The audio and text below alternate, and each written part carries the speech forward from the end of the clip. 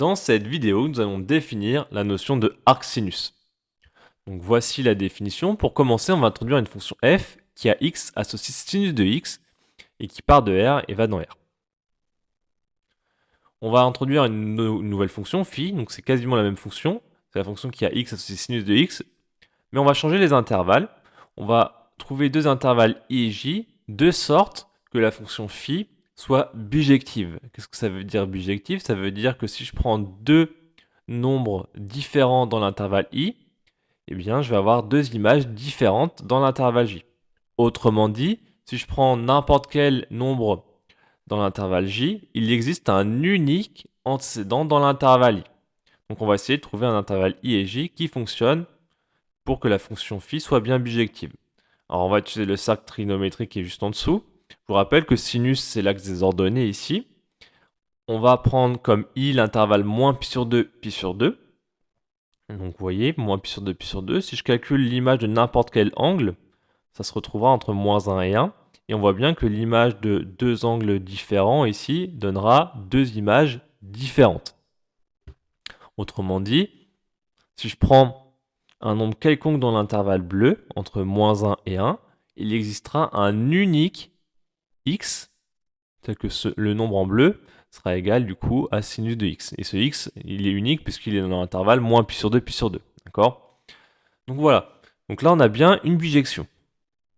Et donc la fonction arcsinus, on va pouvoir la définir correctement. On va dire que la fonction arcsinus est tout simplement le nombre, c'est la fonction qui a un nombre dans l'intervalle bleu associe un nombre dans l'intervalle rouge ici, et ça va être du coup l'antécédent par la fonction précédente phi.